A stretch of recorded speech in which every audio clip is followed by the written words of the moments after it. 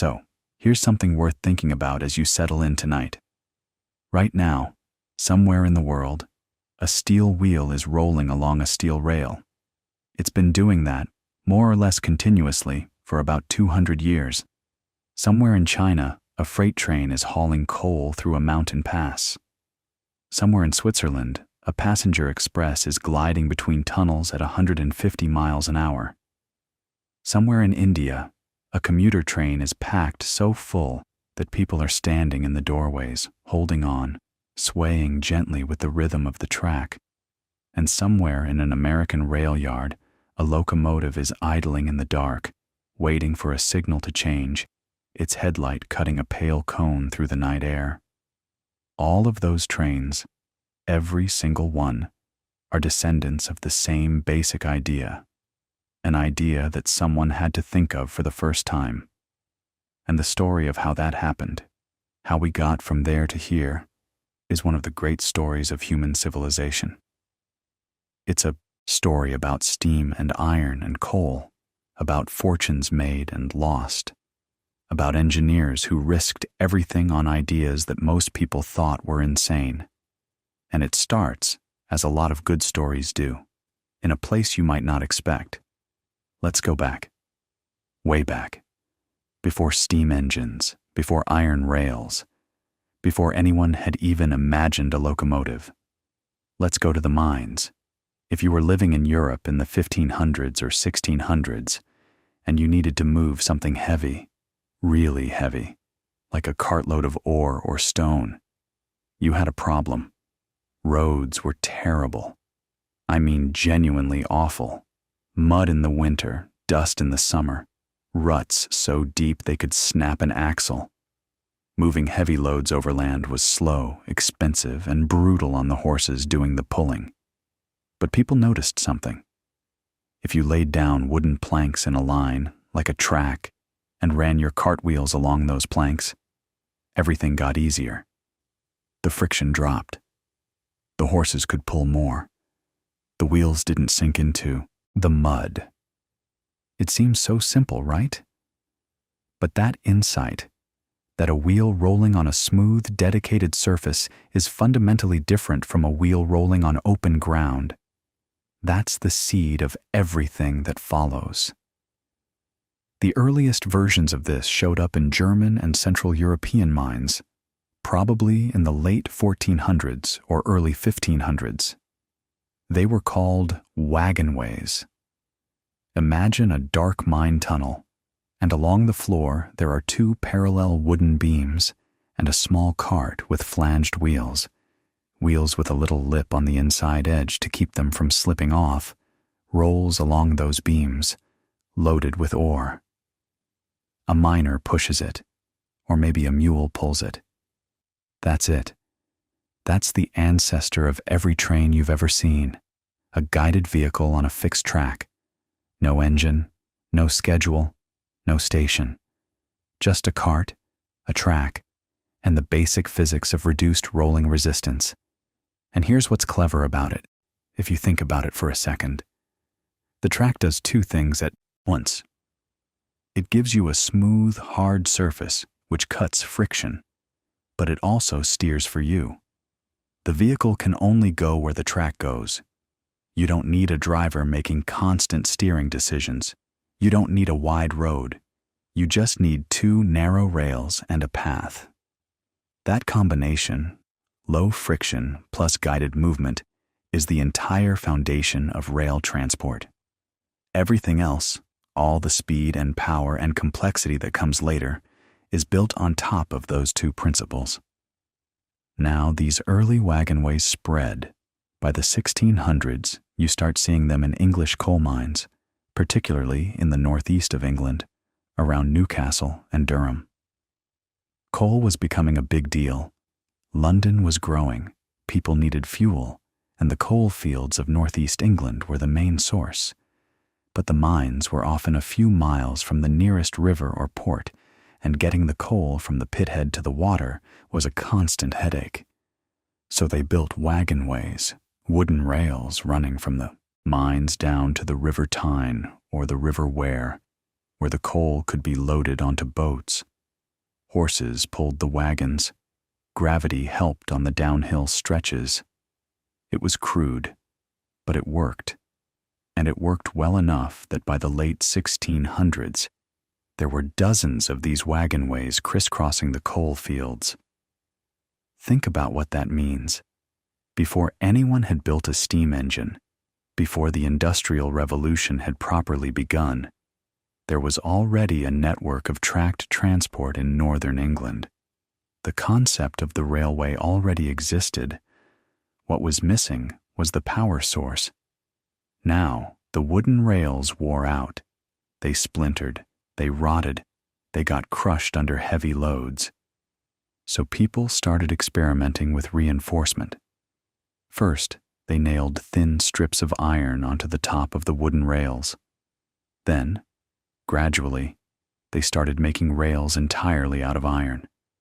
Cast iron rails appeared in the 1760s and 1770s, and they were a significant improvement. Harder, smoother, more durable. But cast iron is brittle. It can crack under a sudden impact. It would take a while longer before wrought iron, and eventually steel, gave railways the rails they really needed. But we'll get to that. Let's talk about the other half of the equation. The engine. Because the track was ready, or getting ready, but someone still had to figure out how to replace the horse. And that story takes us to one of the most important and least glamorous machines in history, the steam engine. You've probably heard of James Watt. Most people have. He's the name that comes up when someone mentions the steam engine, and he deserves enormous credit. But the steam engine didn't start with Watt. It started with a problem that miners knew all too well: water. The deeper you dug a mine, the more groundwater seeped in. Pumping that water out was a constant, exhausting battle. In the late 1600s and early 1700s, a few clever people started trying to use steam to do the pumping. Thomas Savery built a steam-powered pump around 1698. It sort of worked, but it was limited and a bit dangerous. It relied on high-pressure steam in an era when nobody really knew how to build vessels that could handle high pressure safely. Then came Thomas Newcomen, a ironmonger from Devon, and around 1712 he built something much more practical: the Newcomen atmospheric engine. Here's how it worked roughly.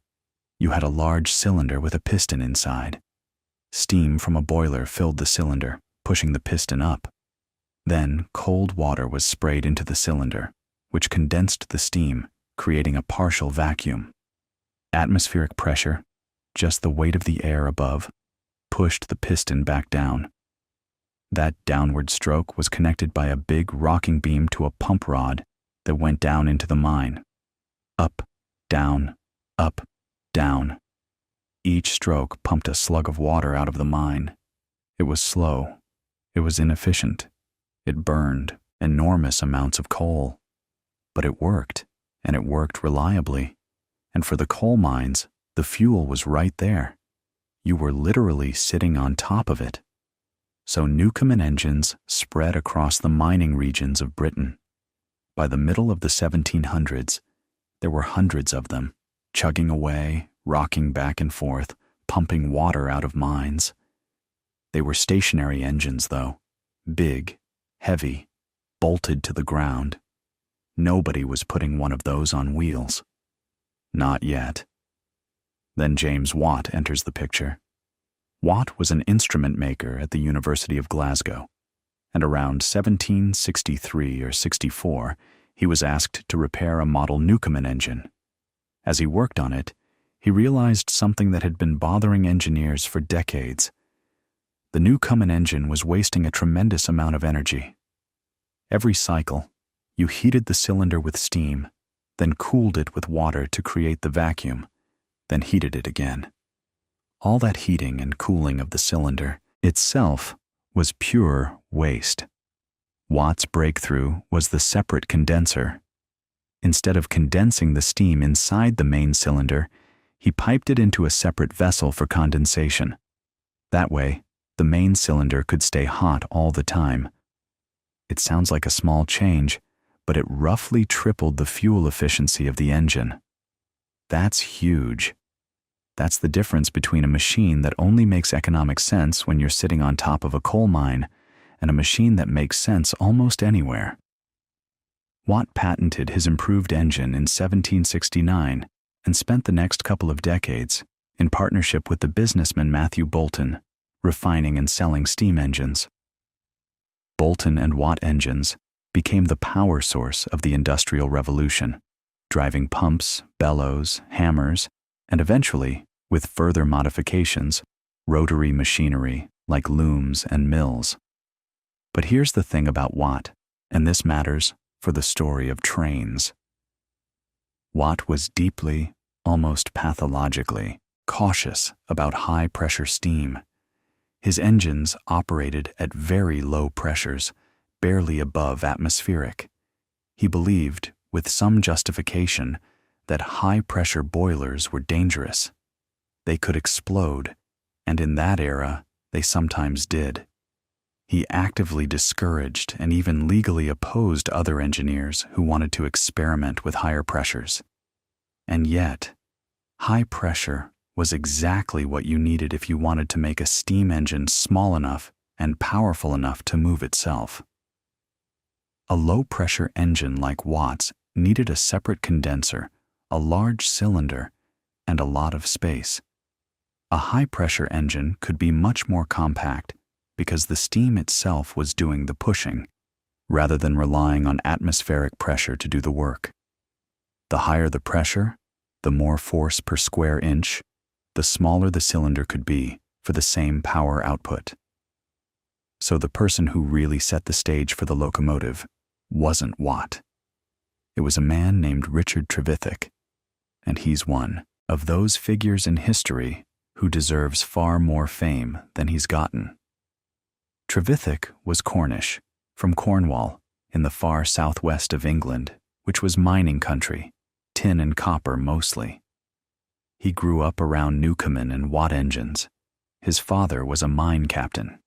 He was big, strong, reportedly over 6 feet tall at a time when that was genuinely unusual, and he was restless, ambitious, and absolutely unafraid of high-pressure steam. By the late 1790s, Trevithick was building high-pressure steam engines that were dramatically smaller and lighter than anything Watt had produced. He called them puffers because, unlike Watt's engines, they exhausted their spent steam directly into the air. Puff, puff, puff, rather than condensing it. No condenser meant no condenser, no air pump, less weight, less complexity. And because the steam was at high pressure, the cylinders could be small. Small enough, Trevithick realized, to mount on wheels. On Christmas Eve, 1801, in the town of Camborne, Cornwall, Richard Trevithick did something that had never been done before. He put a high-pressure steam engine on a road carriage and drove it up a hill with several passengers aboard. It was the first self-propelled steam vehicle to carry people. The locals called it the Puffing Devil. It worked. It actually worked. It chugged up Camborne Hill under its own power, belching steam, terrifying horses, and making history.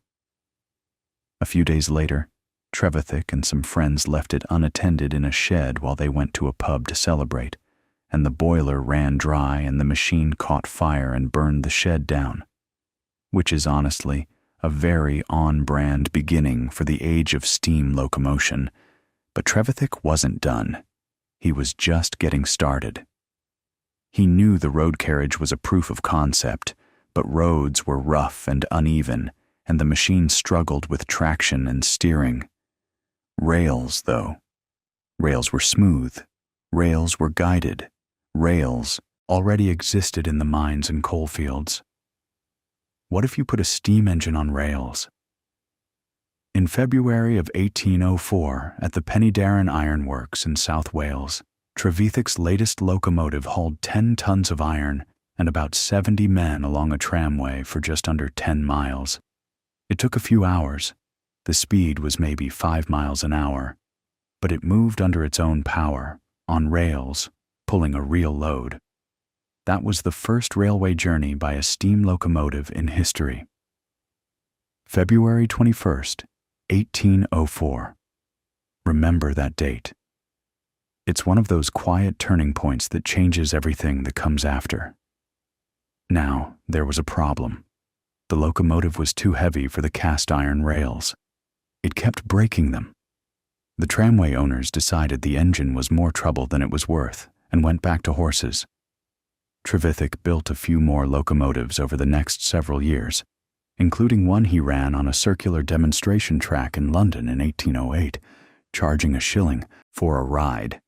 Essentially, the world's first railway amusement ride. But he never achieved lasting commercial success with his locomotives. He eventually went to South America to work in silver mines, lost everything, and came home broke. He died in 1833, virtually penniless, and was buried in an unmarked grave. Meanwhile, the technology he pioneered was about to transform the world, because other engineers had been watching, and one of them, a man working in the coal mines of northeast England, had been thinking very carefully about what Trevithick had started and what it would take to make it actually work. Not as a novelty, not as a one-off demonstration, but as a practical, reliable, everyday machine. His name was George Stephenson, and he'd grown up in a world where coal wagons rolled on iron rails pulled by horses, where Newcomen engines pumped water out of the pits, and where a clever man with strong hands and a sharp mind could rise from nothing if he was willing to work hard enough and pay attention to the machines around him. George Stephenson was born on June 9, 1781, in the village of Wylam, about 8 miles west of Newcastle upon Tyne. His father, Robert Stephenson, Old Robert, as people sometimes call him to distinguish him from George's famous son of the same name, was a fireman at a local colliery. Not a firefighter in the modern sense, but the man who tended the fire of a Newcomen pumping engine. So from the very beginning, George grew up with the sound of steam engines in his ears. The hiss, the clank, the rhythmic breathing of that big atmospheric beam going up and down. It was the soundtrack of his childhood. And here's something important about George Stephenson that shaped everything he became. He had almost no formal education. His family was poor. He didn't learn to read until he was 18 years old. Think about that for a second.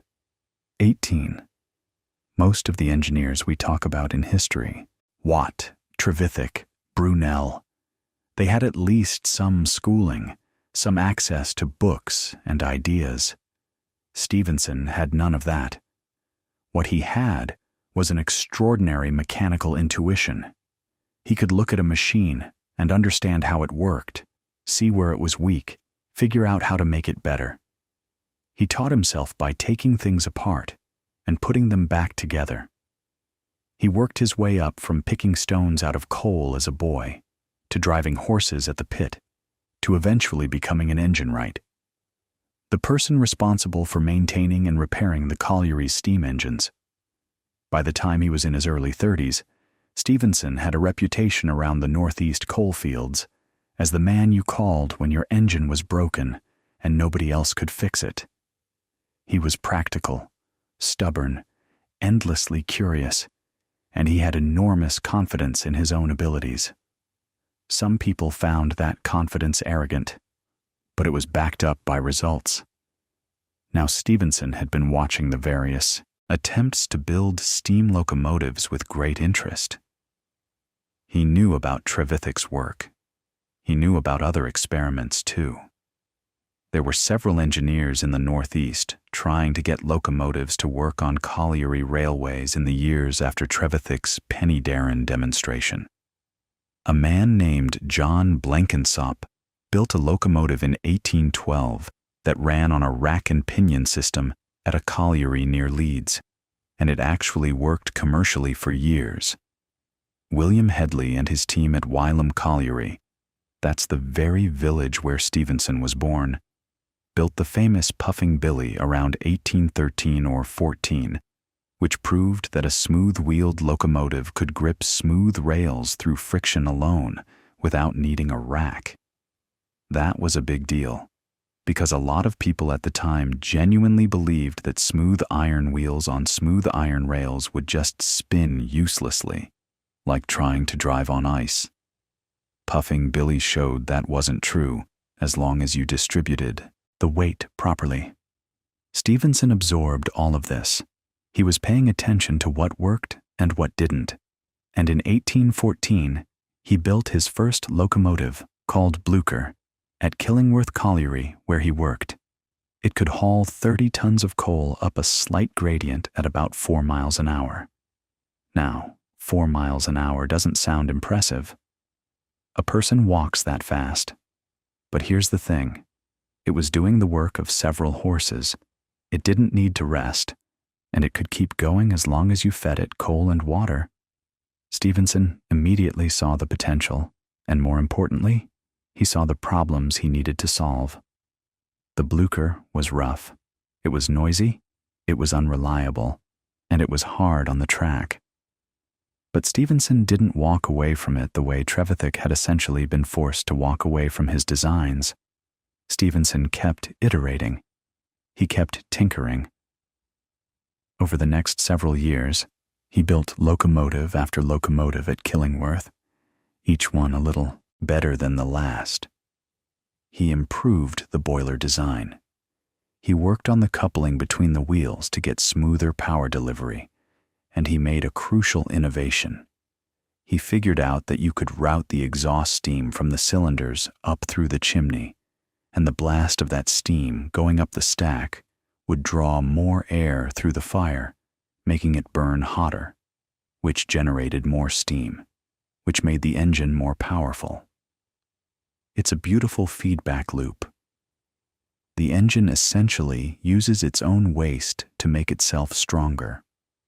This blast pipe principle, as it came to be known, was one of the most important innovations in locomotive history. Stephenson didn't necessarily invent it from scratch. Trevithick had used something similar, but Stephenson refined it and understood its importance deeply. He also turned his attention to something most locomotive builders hadn't thought much about: the track itself. Remember how Trevithick's locomotive kept breaking those brittle, cast-iron rails? Stephenson realized that the locomotive and the railway were not separate problems. They were one system. You couldn't build a better engine without building a better road for it to run on. So he started experimenting with rail design, with how rails were supported, with the foundations beneath them. He moved away from cast iron toward wrought iron rails, which were more expensive but far stronger and more flexible. They didn't snap under heavy loads the way cast iron did. This seems obvious in hindsight, but at the time, it was a significant insight. The idea that you had to engineer the entire system, not just the machine sitting on top of it. By the early 1820s, Stephenson had established himself as the foremost locomotive engineer in England. And that's when a much bigger opportunity came along. A group of businessmen in the Northeast were planning something ambitious: a railway to connect the town of Stockton on the River Tees with the coal-producing areas around Darlington, about 25 miles away. The idea was to move coal more cheaply than the existing horse-drawn wagons and canal boats could manage. They'd gotten an Act of Parliament to build the line, and they needed an engineer to design and oversee it.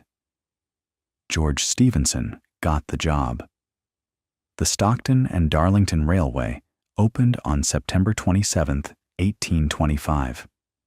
Stephenson's locomotive, called Locomotion No. 1, pulled a train of loaded wagons and a single passenger coach, basically a converted road coach, bolted onto a rail frame, at speeds of up to about 12 or 15 miles an hour. Crowds lined the route. It was a spectacle, and it worked. But here's what's interesting.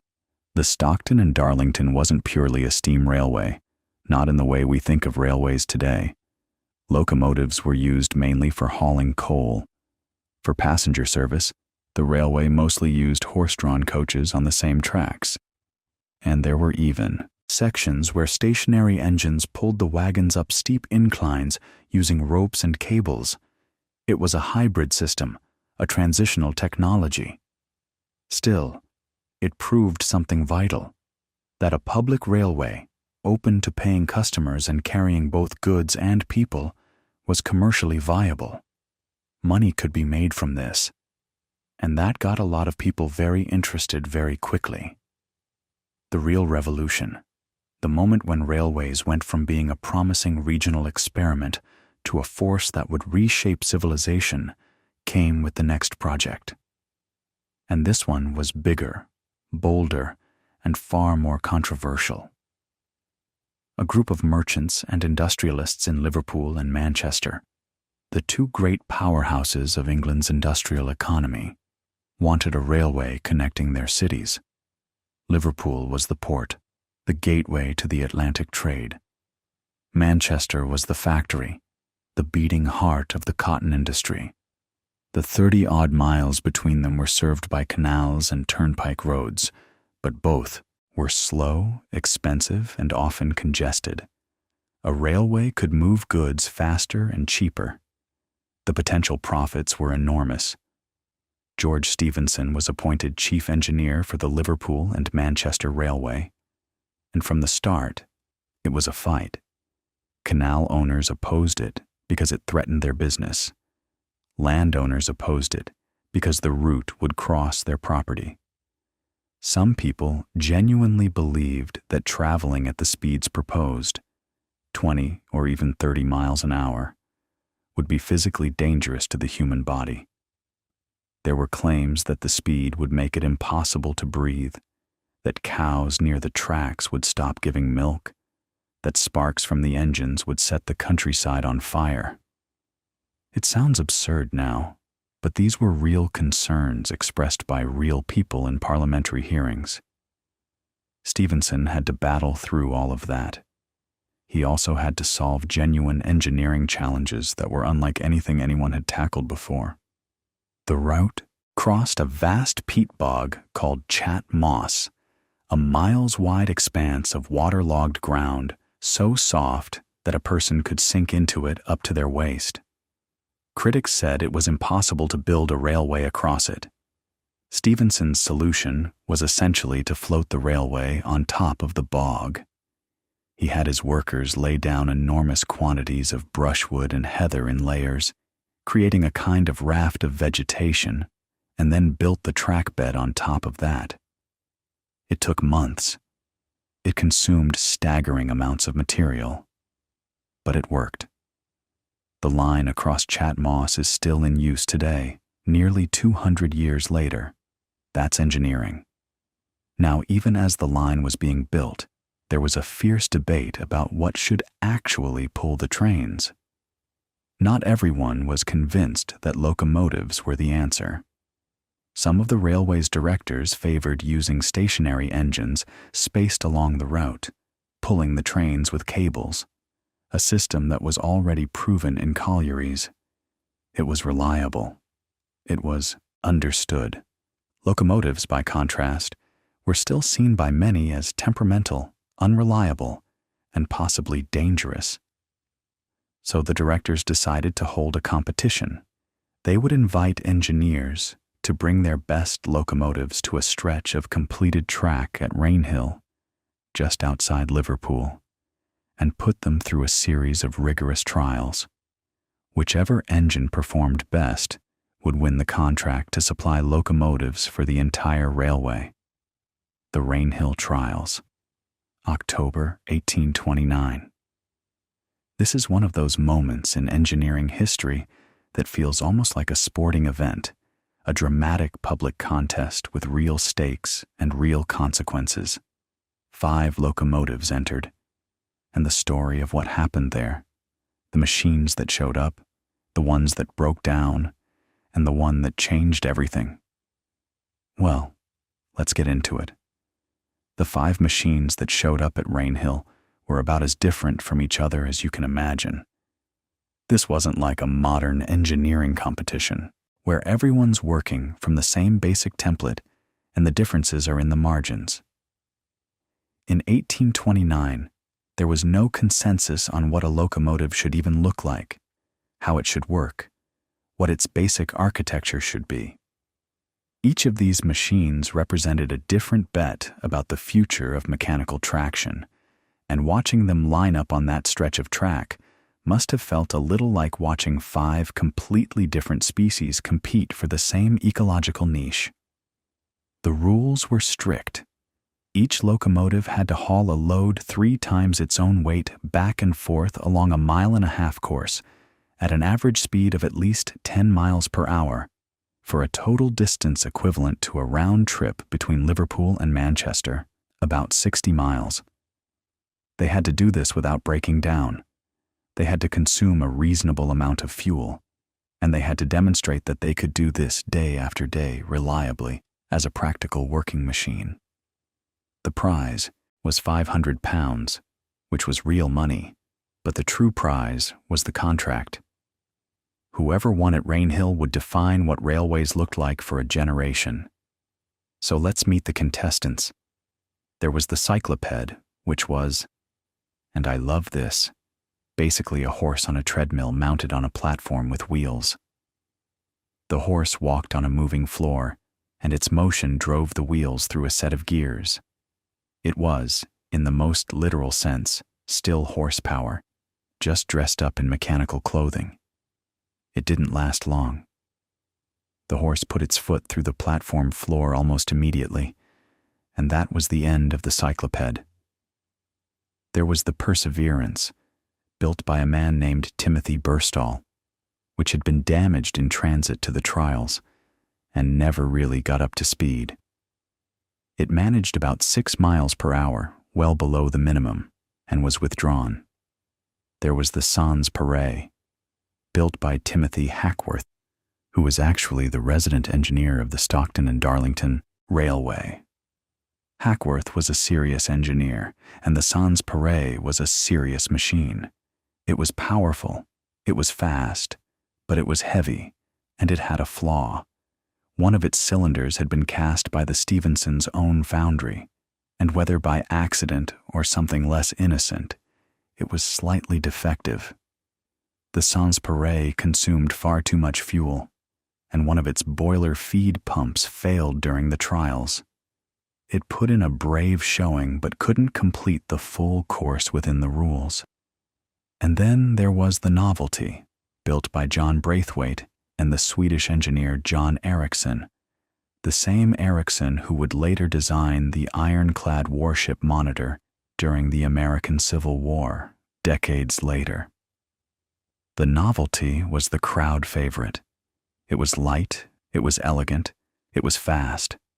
On its first run, it reportedly hit nearly 30 miles per hour, which was breathtaking. The spectators loved it. But speed isn't everything. The Novelty had a troubled relationship with its own boiler. It kept overheating. Its bellows mechanism failed. Its joints leaked. Twice it had to withdraw for repairs. It never completed the full trial distance. It was a beautiful idea that the engineering couldn't quite support yet. Which leaves the 5th locomotive, the Rocket, built by Robert Stephenson, George's son, though George was deeply involved in the design. And here's the thing about the Rocket. It wasn't the fastest machine at Rainhill. It wasn't the most powerful. It wasn't the most dramatic. What it was the most complete. It was the machine where everything worked together, where every component had been thought through, not in isolation, but as part of a system. And that word, system, keep it in your mind, because it's the key to understanding why the Rocket mattered so much. The Rocket had 3 innovations that, taken together, essentially defined what a steam locomotive would be for the next 130 years. The first was a multi-tube boiler. Instead of running the hot gases from the firebox through one big flue pipe surrounded by water, which is what earlier locomotives did, the rocket passed the gases through 25 small copper tubes running through the water in the boiler. Think about what that does. It massively increases the surface area where heat transfers from the hot gas to the water. More surface area means faster steam generation, which means more power from a smaller, lighter boiler. It's the same principle as why a radiator has all those fins. You're spreading the heat exchange across as much contact area as possible. Robert Stephenson didn't invent the multi-tube boiler from scratch. A French engineer named Marc Seguin was working on similar ideas around the same time, and the concept had been suggested by others. But the rocket was where it proved itself in a working locomotive under competitive conditions. The second innovation was the blast pipe, which George Stephenson had been experimenting with for years. The exhaust steam from the cylinders was directed up through the chimney, and as it rushed upward, it created a draft that pulled air through the firebox. The harder the engine worked, the more exhaust steam it produced, which pulled more air through the fire, which made the fire burn hotter, which produced more steam. It was a self-regulating feedback loop. The engine essentially tuned itself. When it needed more power, it automatically stoked its own fire. That's elegant. That's the kind of engineering insight that looks obvious in hindsight, but took years of tinkering and observation to get right. The third innovation was more subtle, but just as important. The cylinders were mounted at an angle, close to the driving wheels, connected almost directly rather than through complicated linkages. Earlier locomotives often had their cylinders mounted vertically, with elaborate systems of beams and connecting rods to transfer the motion to the wheels. All those extra, moving parts meant more friction, more weight, more things to break. The rocket's more direct drive was simpler, lighter, and more efficient.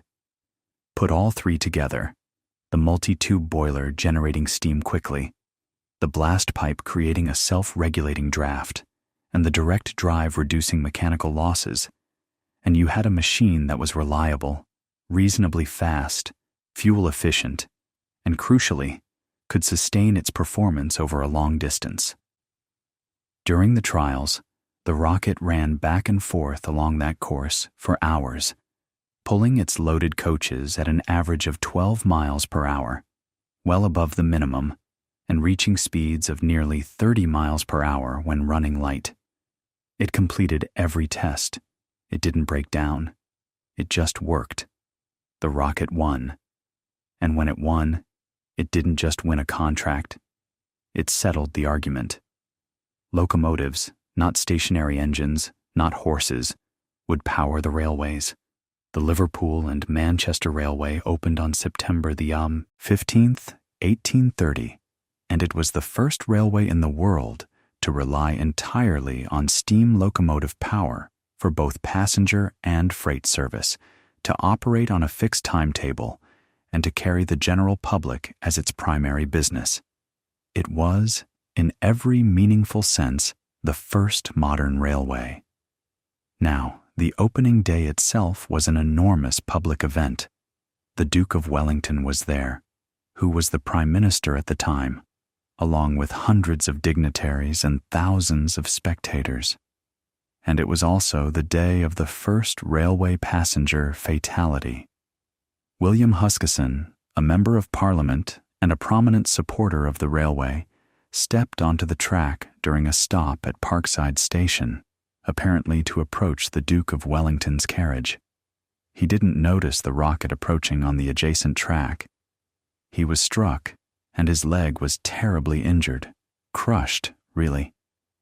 They rushed him to a hospital in Eccles by locomotive, covering the 15 miles in about 25 minutes, which was actually an extraordinary demonstration of the railway's speed.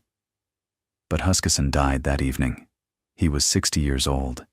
It was a sobering reminder that this new technology, for all its promise, operated in a realm of speed and force that human instincts hadn't yet adapted to.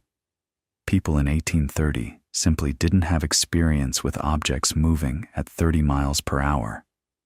They didn't have the reflexes, the habits, the awareness. That would take time. But the railway was a sensation. Within weeks, it was carrying thousands of passengers. Within months, it was turning a profit. And within a few years, it triggered something extraordinary, a railway mania that swept across Britain and then the world.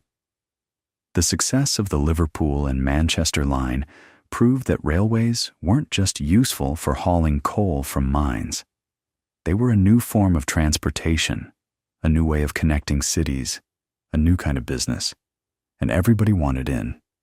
Between 1830 and 1850, Britain went from having a handful of short railway lines to having over 6,000 miles of track crisscrossing the country. The money poured in. Investors, speculators, ordinary people putting their savings into railway shares. New companies formed almost weekly, each one proposing a new line, a new route, a new connection. Parliament was flooded with railway bills. Engineers were in enormous demand. And at the center of much of it, at least in the early years, was George Stephenson and his son Robert. George became the most famous engineer in England. He was consulted on railway projects across the country and eventually across Europe. But it was Robert who arguably became the greater engineer. Robert Stephenson and Company, the locomotive works in Newcastle, became the dominant builder of railway engines, exporting them around the world. And Robert himself took on some of the most challenging civil engineering projects of the age. His bridges, in particular, were remarkable. But we'll come to those. What I want you to think about right now is the sheer scale of what was happening. In the space of 20 years, an entirely new transportation network was being built from scratch. And not just the tracks and the locomotives. Everything. Stations had to be designed and built. Signaling systems had to be invented. Timetables had to be coordinated. Ticketing systems had to be created. New professions appeared: engine drivers, firemen, guards, station masters, signal operators. New laws had to be written. New safety standards had to be developed, often in response to accidents. An entire infrastructure of civilization was being assembled in real time, and much of it was being figured out as they went along. And here's where it gets really interesting, because the railways didn't just change how people traveled, they changed how people thought about time itself. Before the railways, every town in Britain kept its own local time set by the sun. Noon in Bristol was about 10 minutes later than noon in London, because Bristol is further west. That didn't matter when the fastest thing moving between the two cities was a horse-drawn coach. But when you're running trains on a schedule, when you need to coordinate departures and arrivals across dozens of stations, when two trains are sharing the same track and a timing error means a head-on collision, suddenly, those 10 minutes matter enormously. The railways forced the adoption of a single standard time across the country. Railway time, they called it at first, synchronized to Greenwich Mean Time. By 1847, most railways in Britain had adopted it. By 1880, it was the legal time for all of Britain. The railways literally standardized time. Think about that for a moment. A technology built to move coal and passengers ended up reshaping one of the most fundamental aspects of human experience. But standardizing time was just one of the challenges. There was another problem, one that seems almost absurd in hindsight but was deadly serious at the time. And it had to do with something you might not expect: the width between the rails, the gauge. Because not everyone agreed on how wide a railway should be, and the man who disagreed most spectacularly with George Stephenson's choice was a young, brilliant, supremely confident engineer named Isambard Kingdom Brunel. And the battle between their two visions of what a railway should be, the so-called Gauge War, is one of the great engineering dramas of the 19th century. And to understand it, you really need to understand Brunel himself, because this was a man who did nothing by half measures. Isambard Kingdom Brunel was born in 1806 in Portsmouth, the son of Marc Isambard Brunel, a French-born engineer who was himself a remarkable figure, a man who'd fled the French Revolution, ended up in New York designing buildings and dockyards, then moved to England and invented a machine for mass-producing pulley blocks for the Royal Navy. So young Isambard grew up in a household where engineering wasn't just a profession, it was practically the family religion. And unlike George Stephenson, who'd had to teach himself to read at 18, Brunel had every advantage. He was educated in France, apprenticed under the finest clockmakers and instrument makers, and by his early 20s, he was already working alongside his father on one of the most ambitious engineering projects in the world, the Thames Tunnel, the first tunnel ever bored beneath a navigable river. He nearly died doing it too. The tunnel flooded catastrophically in 1828, and Brunel was swept through the workings by a wall of water. 6 men drowned. Brunel was pulled from the mud, barely alive, with severe internal injuries. He was 22 years old. And here's the thing about Brunel: that near-death experience didn't slow him down. If anything, it sharpened him. During his long recovery, he entered a competition to design a bridge across the Avon Gorge in Bristol, and he won it, beating out none other than Thomas Telford, the most famous civil engineer in Britain at the time. Brunel was 24.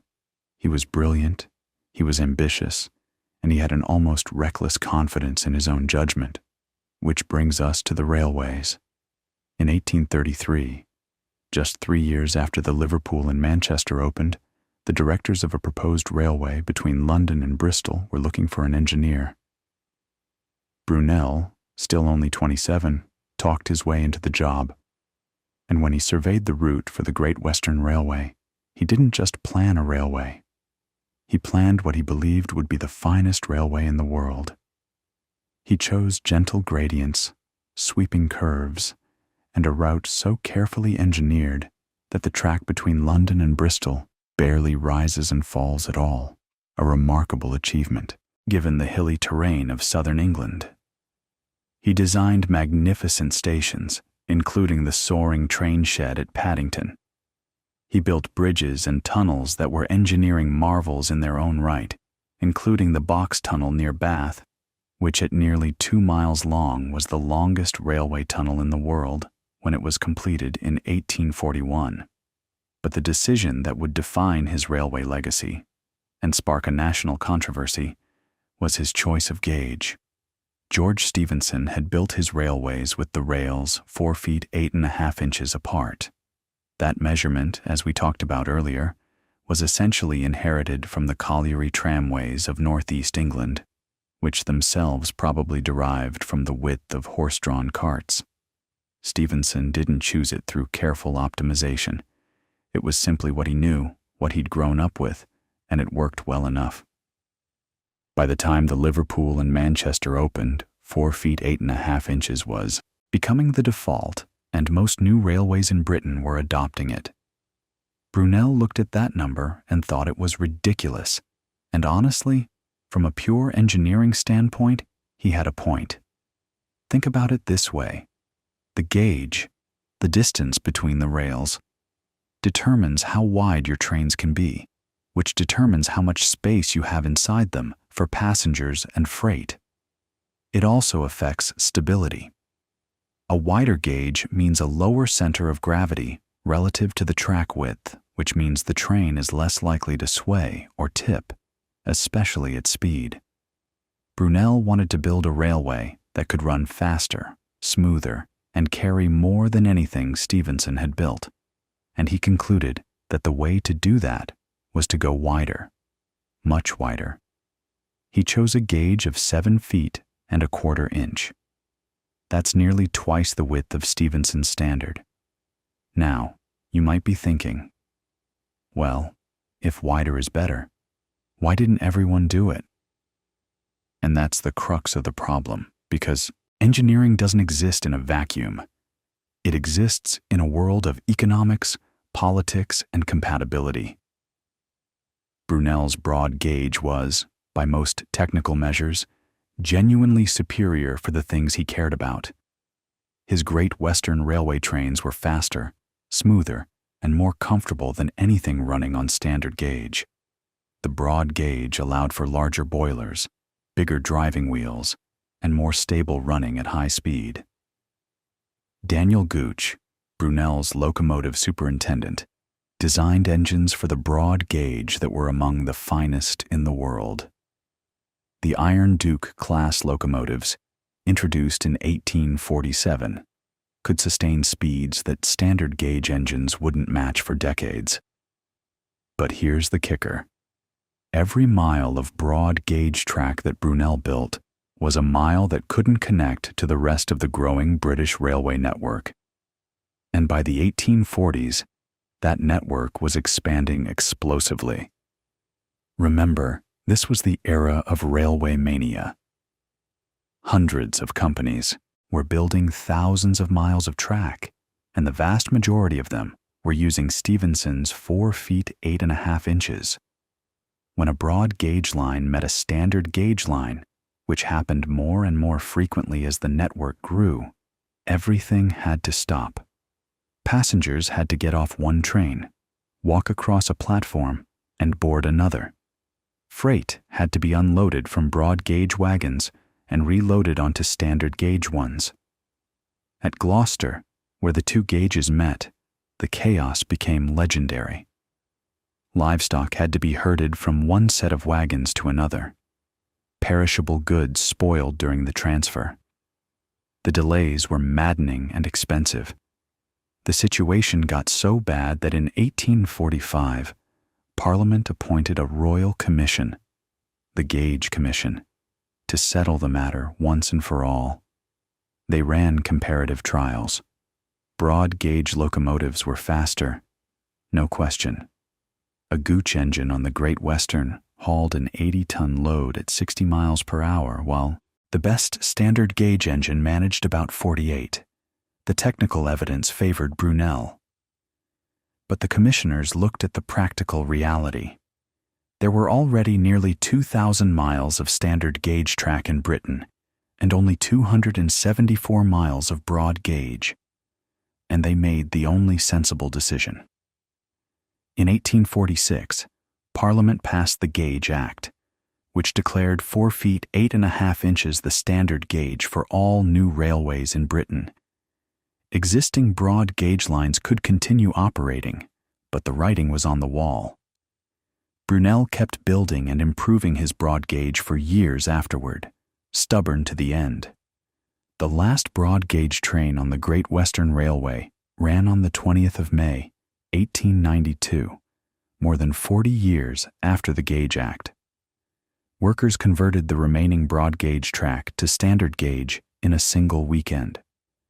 An astonishing logistical feat, with thousands of men working around the clock to shift rails, modify platforms, and swap out rolling stock.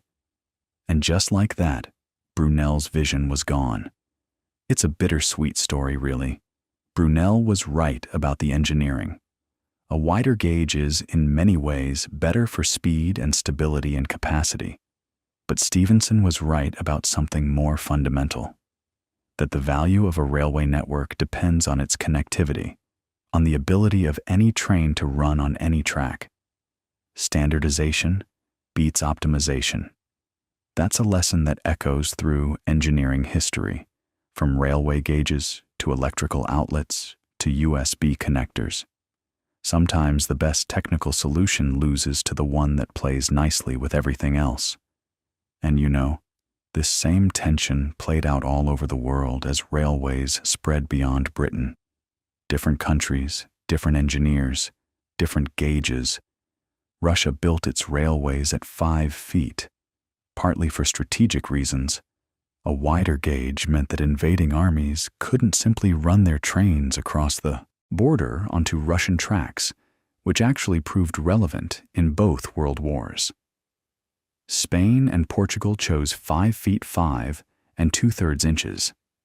India, under British colonial rule, ended up with a bewildering mix of gauges, broad, meter, and narrow, that created logistical headaches lasting well into the 21st century. Ireland settled on 5 feet 3 inches, a compromise between competing proposals that satisfied nobody perfectly, but at least gave the whole island a single standard. The American experience was its own kind of chaos. In the early decades, American railways were built by dozens of independent companies, each choosing whatever gauge suited them. The Erie Railroad used 6 feet. Railways in the American South mostly used 5 feet. The standard gauge of 4 feet 8.5 inches dominated in the North and Midwest, largely because so many early American locomotives were imported from Robert Stephenson's works in Newcastle, and they were built for standard gauge. During the Civil War, this mismatch became a genuine strategic problem. The Confederacy's 5-foot gauge couldn't interchange with captured Union rolling stock, and the South's already limited industrial capacity was further strained by the inability to move trains freely across its own fragmented network. After the war, the push toward a single American standard accelerated, and on the 31st of May and the 1st of June, 1886, the railroads of the American South pulled off something extraordinary. In just 36 hours, work crews shifted approximately 11,000 miles of track from 5-foot gauge to 4 feet 9 inches, close enough to standard gauge to allow interchange, and later nudged to the exact 4 feet 8.5.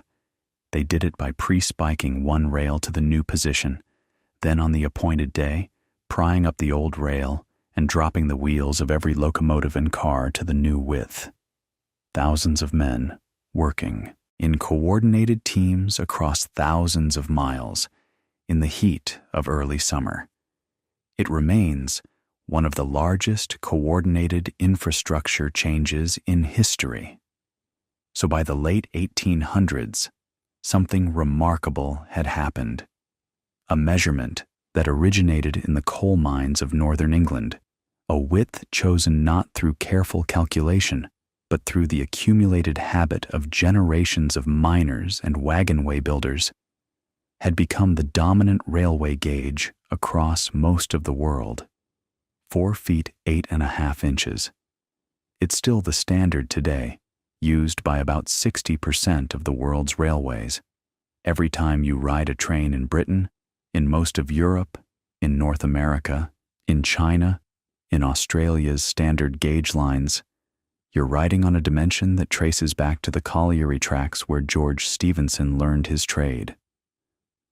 But the gauge war, dramatic as it was really just one thread in a much larger story that was unfolding in the middle of the 19th century. The story of how railways transformed not just transportation, but entire economies, entire landscapes, entire ways of life. And nowhere was that transformation more dramatic, more rapid, or more consequential than in the United States, where the railroad didn't just connect existing cities. It created new ones. It opened up a continent. And the project that symbolized that ambition more than any other, the project that captured the imagination of a nation still healing from civil war, was the Transcontinental Railroad, the iron road from the Missouri River to the Pacific Ocean. And the story of how it got built is one of the most extraordinary tales in all of engineering history. Because it wasn't just about laying track. It was about politics, money, ambition, geography, war, and the sheer stubborn refusal of thousands of people to accept that a continent couldn't be stitched together with iron and steam. The idea had been floating around for years. As early as the 1840s, a New York merchant named Asa Whitney had petitioned Congress to build a railroad to the Pacific. People thought he was dreaming. The distances involved were staggering. Nearly 2,000 miles of open prairie, desert, and mountain ranges that no one had even properly surveyed. But Whitney kept pushing, and he wasn't alone. By the 1850s, the question wasn't really whether a transcontinental railroad should be built, but where. And that question, the route, became tangled up in the most divisive issue in American life: slavery. Southern politicians wanted a southern route through Texas and the new territories connecting to the slave-holding states. Northern politicians wanted a northern route connecting to Chicago and the industrial heartland. Neither side would give an inch. Congress was deadlocked. It took the Civil War to break the deadlock. With the southern states out of the Union, Congress was free to choose a northern route, and in 1862, Abraham Lincoln signed the Pacific Railroad Act. The timing is remarkable when you think about it. The country was in the middle of the bloodiest war in its history, and Congress was authorizing the construction of the largest infrastructure project the world had ever seen. Lincoln understood something that a lot of people didn't, that the railroad wasn't just about transportation. It was about holding the nation together. California and Oregon were out there on the Pacific coast, connected to the rest of the country by months of overland travel or a dangerous sea voyage around Cape Horn. The telegraph had reached California in 1861, but a wire carrying dots and dashes is not the same as a railroad carrying people, goods, soldiers. Lincoln wanted iron in the ground. The plan was this: 2 companies would build toward each other.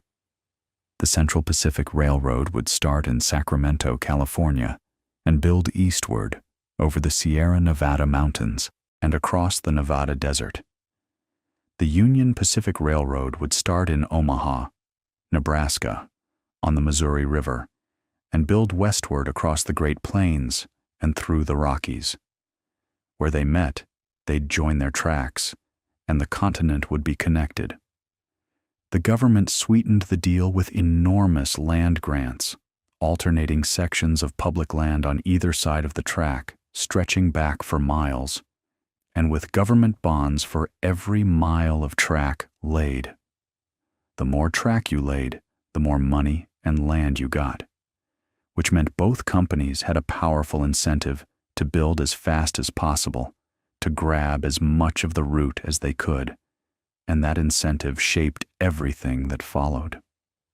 Let's start with the Central Pacific, because their challenge was, in some ways, the more dramatic one. The driving force behind the Central Pacific was a group of Sacramento businessmen who became known as the Big Four: Leland Stanford, Collis Huntington, Mark Hopkins, and Charles Crocker. Stanford was the politician. He became governor of California. Huntington was the lobbyist and deal-maker in Washington. Hopkins handled the books, and Crocker was the construction boss, the one who actually had to get the railroad built. Their chief engineer was a young man named Theodore Judah, who had been obsessed with a transcontinental railroad for years. Judah had surveyed a route through the Sierra Nevada via Donner Pass.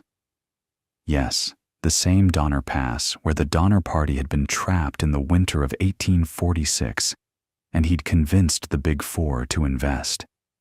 But Judah and the Big Four fell out over money and ethics. Judah wanted to build a railroad. The Big Four wanted to make a fortune. Judah sailed for New York in 1863 to to find new investors who might buy out his partners, but he contracted yellow fever crossing the Isthmus of Panama and died at age 37. He never saw a single mile of his railroad completed, so Charles Crocker took over construction, and he faced an almost impossible problem. The Sierra Nevada mountains rise to over 7,000 feet along the route, with granite cliffs, deep canyons, and brutal winters that dump 30 or 40 feet of snow. And Crocker couldn't find enough workers. White laborers in California had better options: the mines, the farms, the cities. Crocker made a decision that was controversial at the time and remains one of the most significant labor stories in American history. He hired Chinese immigrants, thousands of them. Eventually, about 80% of the Central Pacific's workforce was Chinese. These men, most of them from the Guangdong province in southern China, did some of the most dangerous work in the history of railroad construction. They chipped tunnels through solid granite using hand drills and black powder. They were lowered in wicker baskets over the faces of 1,000-foot cliffs to drill holes for explosives, then hauled back up, sometimes not fast enough. They worked through Sierra winters in tunnels beneath the snow, living in carved-out ice caverns for weeks at a time. The casualty figures are uncertain because the Central Pacific kept poor records of Chinese workers' deaths, but estimates range from several hundred to well over 1,000. These men were paid less than white workers, were required to buy their own food, and received almost no recognition for decades afterward. The engineering they accomplished was extraordinary.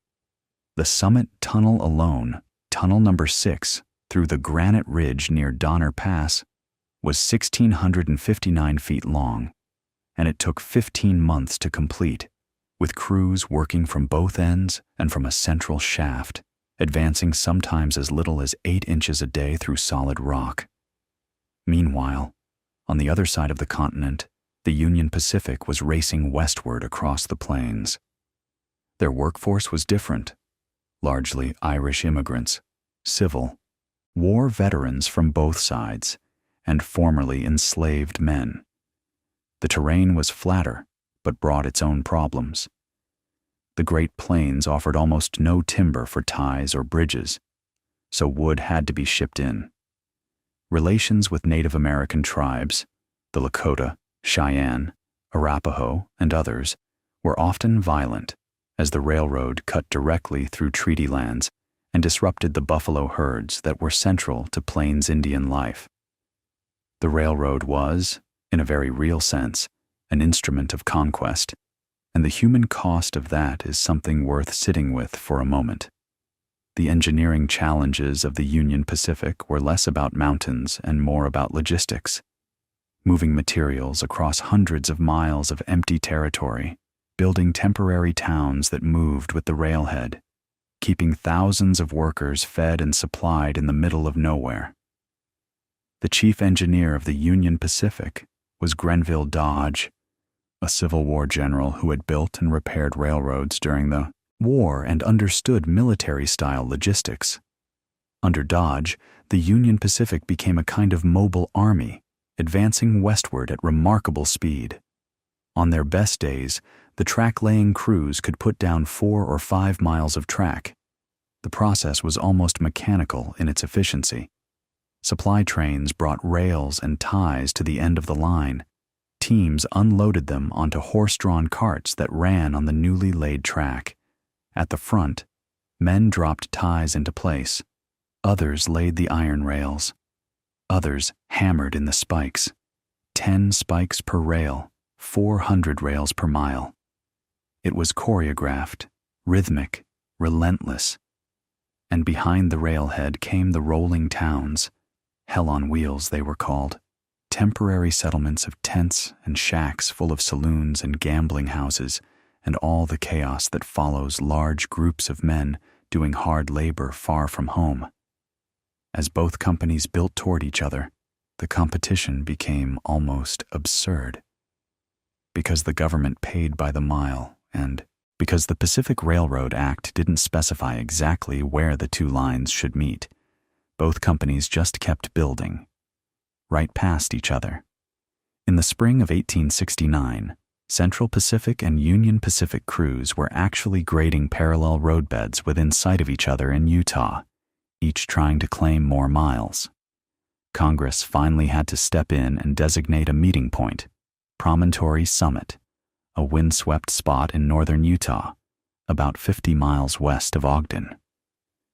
The ceremony happened on May 10, 1869. Leland Stanford drove the famous Golden Spike, or tried to anyway.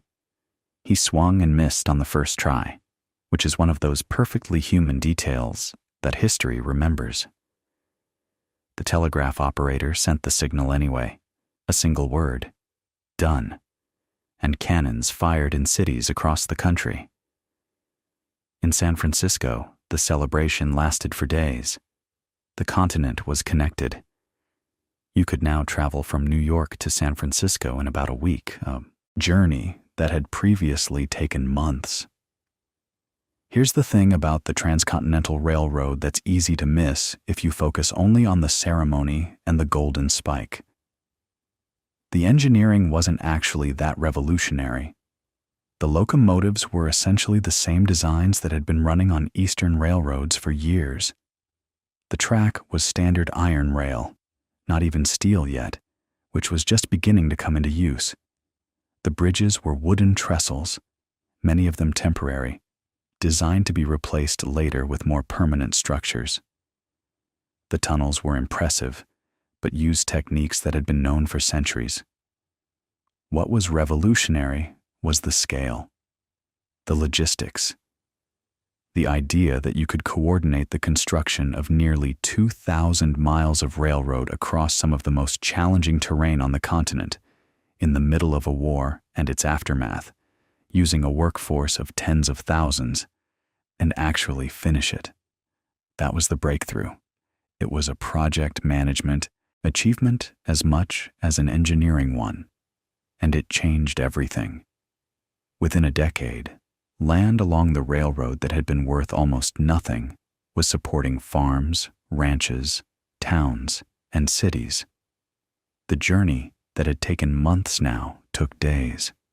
Goods that had been impossibly expensive to ship, fresh produce, manufactured goods, mail, could move across the continent cheaply and reliably. The railroad companies became some of the largest and most powerful corporations in the world. And the model, two companies building toward each other, incentivized by government land grants and bonds, would be replicated and adapted around the world. But speed of construction came at a cost. Much of the Transcontinental Railroad was, frankly, poorly built. The rush to lay miles meant that curves were too sharp, grades were too steep, bridges were too flimsy, and the roadbed was often inadequate. Within a few years, large sections had to be rebuilt. And this brings us to something that was happening simultaneously, something that would fundamentally change what railroads could do and how far they could reach: the transition from iron to steel. Because iron rails, the kind that had been used since the very beginning, had a serious problem. They wore out. A busy stretch of iron rail might last only 2 years before it cracked, deformed, or simply crumbled under the weight of heavy locomotives passing over it day after day. And on the busiest main lines, where trains ran every hour, iron rails could be chewed up in as little as 6 months. Think about that. You'd lay a rail, and before the year was out, you'd be tearing it up and replacing it. The cost was staggering. Railroad companies in the 1860s were spending enormous sums just on rail replacement, not building new lines, not improving service, just keeping the track they already had in usable condition. Iron was simply too soft for the job. It deformed under repeated loading, a process called plastic flow, where the metal slowly squishes outward under the wheel flanges, creating a mushroomed profile that made for a rough, dangerous ride. And it was brittle in cold weather, prone to snapping without warning when temperatures dropped. Engineers knew this. They'd known it for decades. What they needed was steel. Now, steel isn't some exotic, mysterious material. It's just iron with a very specific small amount of carbon mixed in, typically somewhere between about 0.2% and 2% by weight. That tiny addition of carbon changes everything. It makes the metal harder, stronger, more elastic, and more resistant to wear. People had been making steel for centuries, even millennia. The famous Damascus blades, Japanese swords, all of that was steel. But here's the problem. Making steel in small quantities for swords and tools was one thing. Making it in the enormous quantities you'd need to lay thousands of miles of railroad track was something else entirely.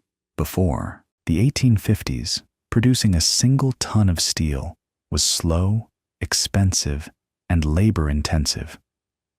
The most common method, called crucible steel, involved melting small batches of iron with carbon in sealed clay pots. You might get 50 or 60 pounds of steel from one crucible. To make a single rail, you'd need dozens of crucibles. To re-rail a major railroad, you'd need, well, it was essentially impossible at any reasonable cost. Steel rails existed, but they were rare luxuries, used only at the most critical points, switches, junctions, the sharpest curves, where iron wore out fastest. And then Henry Bessemer changed the world. Bessemer was an English inventor, and like a lot of the great figures in this story, he came at the problem sideways. He wasn't a metallurgist. He wasn't even particularly interested in railroads. What he was interested in the early 1850s, was artillery. He'd designed a new type of spinning artillery shell for the British military during the Crimean War, and the problem was that existing cast iron cannons couldn't handle the pressure. He needed stronger metal, he needed steel, and he needed a lot of it.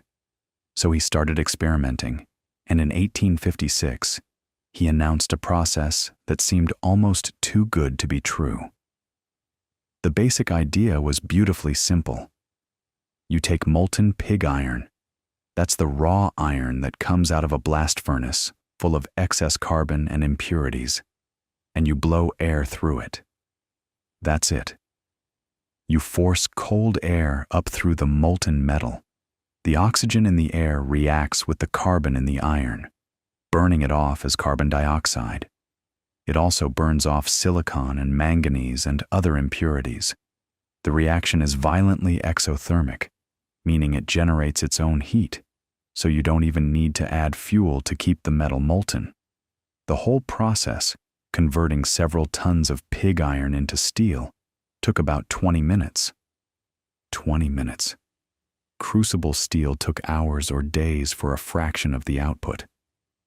Bessemer built a tilting vessel for this, a pear-shaped container lined with refractory material, and it became known as the Bessemer converter.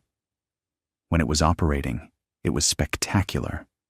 A roaring column of flame and sparks shooting out the top as the carbon burned off. And the economics were transformative. Almost overnight, the cost of steel dropped by something like 80 to 90%. Steel went from a precious material to an industrial commodity.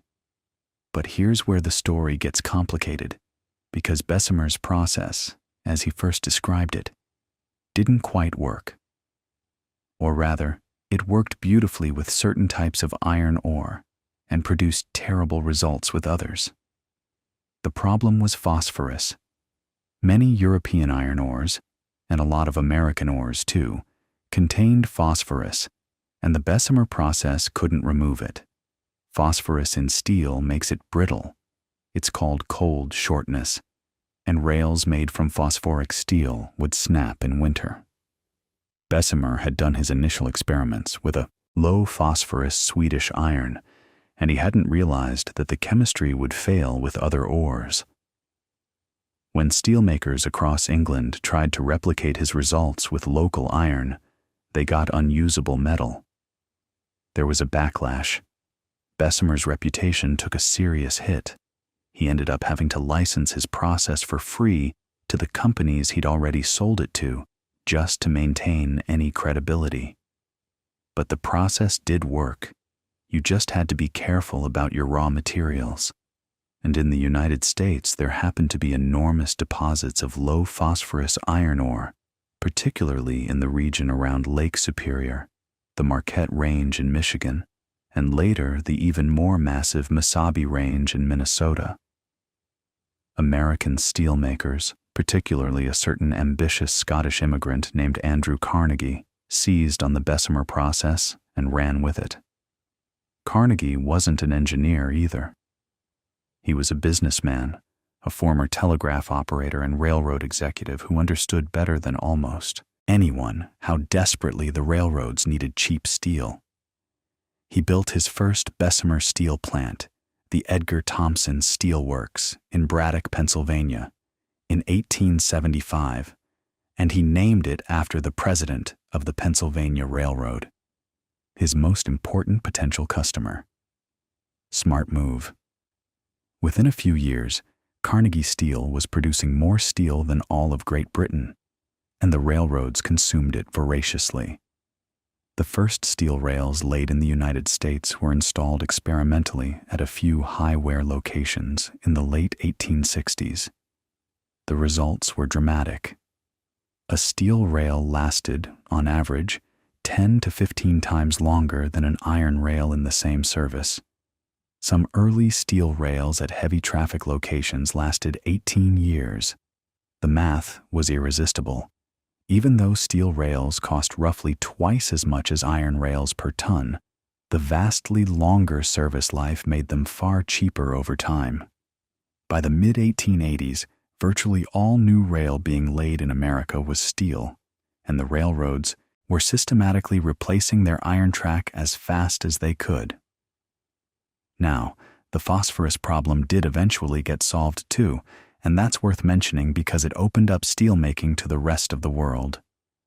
In 1878, Sidney Gilchrist Thomas, a young English clerk who studied metallurgy in his spare time, he was 28 years old and worked at a police court during the day, figured out that if you lined the Bessemer converter with a basic material like dolomite or limestone, instead of the acidic silica lining Bessemer had used, the basic lining would react with and absorb the phosphorus. It was called the Thomas-Gilchrist process, or the basic Bessemer process, and it meant that the vast phosphoric iron ores of continental Europe, in Lorraine, in Luxembourg, in Belgium, could finally be used to make steel. Thomas didn't live to see the full impact of his invention. He died of tuberculosis in 1885, at just 35, but his process transformed European industry and, by extension, European railroads. Meanwhile, another steel-making process was developing alongside Bessemer's, the open hearth process, also called the Siemens-Martin process, after the German-born engineer Carl Wilhelm Siemens and the French engineer Pierre-Émile Martin. The open hearth furnace was slower than the Bessemer converter. A heat might take 8 to 12 hours instead of 20 minutes, but it offered much more precise control over the chemistry of the steel. You could test the metal during the process, adjust the carbon content, add alloying elements. For railroad rails, where consistency and reliability were matters of life and death, this control was invaluable. By the early 20th century, the open hearth process had largely replaced the Bessemer process for rail production, and it dominated steel making worldwide until the basic oxygen process superseded it in the 1950s and 60s.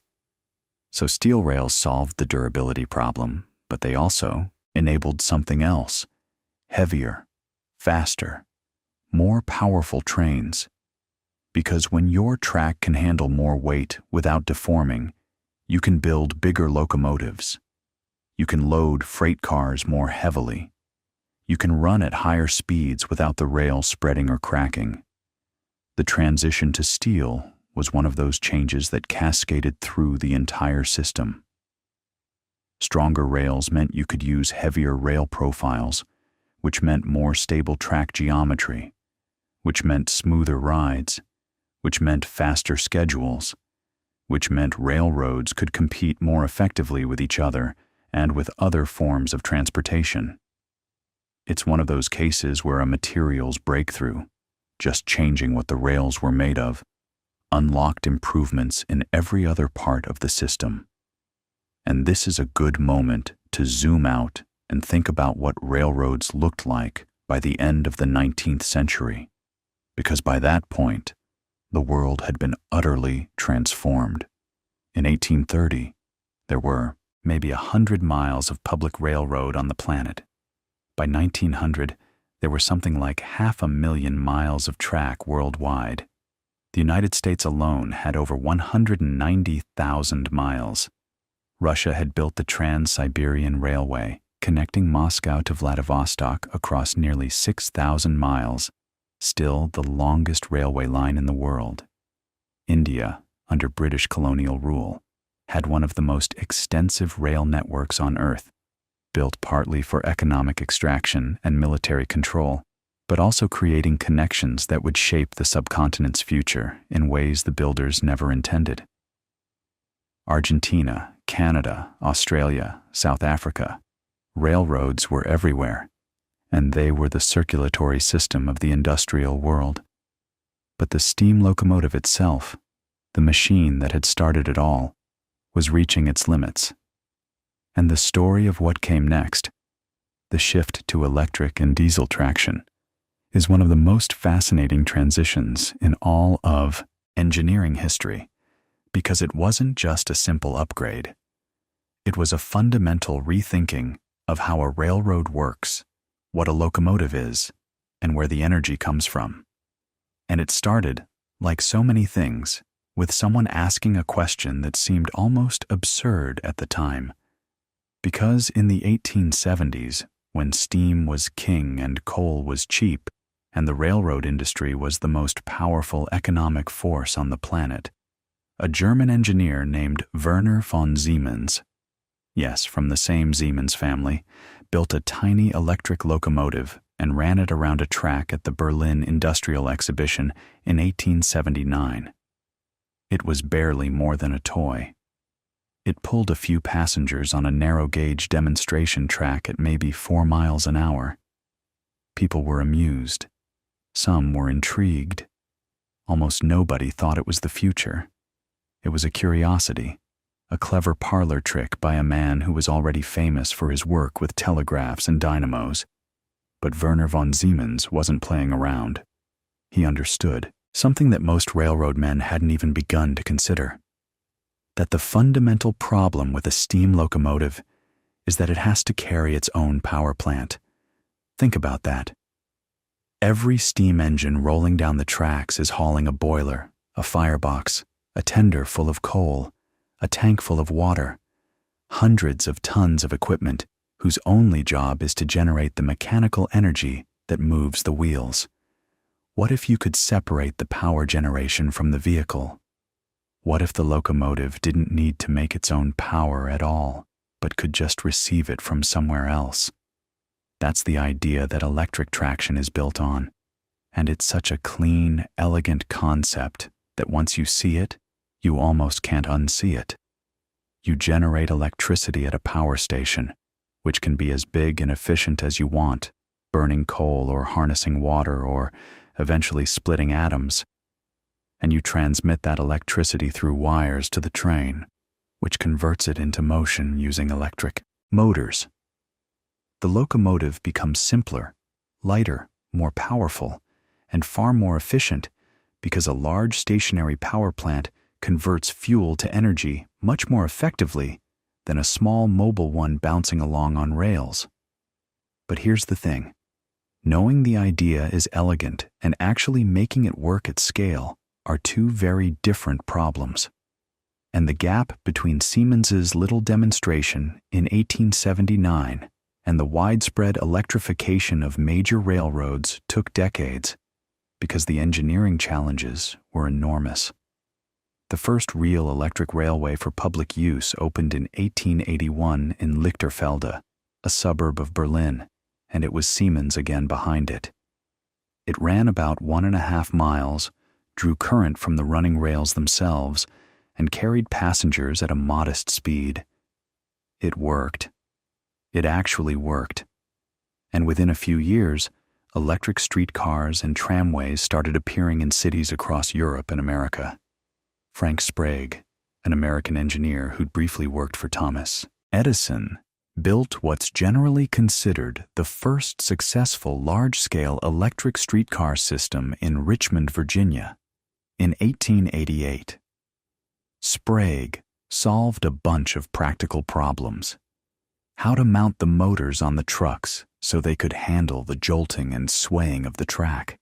How to control speed smoothly. How to collect current reliably from overhead wires using a spring-loaded trolley pole. His Richmond system had 40 cars running on 12 miles of track, and it proved that electric traction could handle real-world urban transit. Within a few years, cities everywhere were ripping out their horse-drawn streetcar lines and replacing them with electric ones. But urban transit is one thing. Mainline railroads, the heavy, long-distance, high-speed arteries that move freight and passengers across entire countries, that's a completely different challenge. You need vastly more power. You need to transmit electricity over much longer distances. You need infrastructure, overhead wires or electrified third rails, spanning hundreds or thousands of miles, and that infrastructure is fantastically expensive to build and maintain.